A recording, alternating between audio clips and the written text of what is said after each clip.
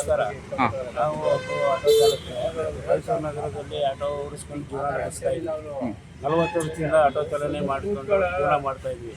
ಆದರೆ ಇತ್ತೀಚೆಗೆ ಈ ಓಲಾ ಊಬರು ಮತ್ತು ಇವೆಲ್ಲ ಬಂದು ನಮ್ಮ ಜೀವನಕ್ಕೆ ಭಾಳ ಕಷ್ಟ ಆಗಿದೆ.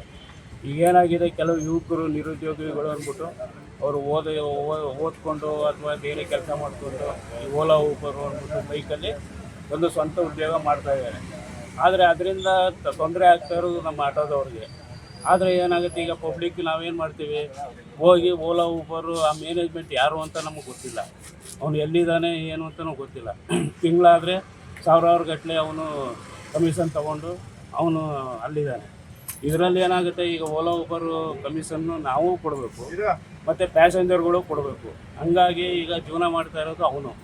ಈಗ ಇಲ್ಲೇನಾಗಿದೆ, ಪಬ್ಲಿಕ್ಕಲ್ಲಿ ಈ ಆಟೋ ಈ ಚಾಲನೆ ಓಲಾ ಊಬರ್ ಚಾಲನೆ ಮಾಡೋರನ್ನ ನಾವು ಹಿಡ್ಕೊಂಡು ಅವ್ರ ಮೇಲೆ ಗಲಾಟೆ ಮಾಡಿ ಅವರು ನಾವು ಒಂದು ಘರ್ಷಣೆಗೆ ಕಾರಣ ಆಗ್ತಾಯಿದ್ವಿ. ಅದರಿಂದ ಈ ಮನವಿ ನಿಮ್ಮ ಮಾಧ್ಯಮದ ಮೂಲಕ ಸರ್ಕಾರದವ್ರಿಗೆ ಅದನ್ನು ತಲುಪಿಸಿದ್ರೆ ನಮ್ಗಳಿಗೆ ಒಂದು ಅನುಕೂಲ ಆಗುತ್ತೆ ಅಂದ್ಬಿಟ್ಟು ನಮ್ಮ ಜೀವನ. ಈಗೇನಾಗಿದೆ ಅಂತಂದರೆ, ಈಗ ಅವ್ರನ್ನ ನಾವು ತಪ್ಪು ಅಂತನೂ ಅಥವಾ ನಾವು ಏನು ಅಂತ ಹೇಳೋಕ್ಕಾಗಲ್ಲ.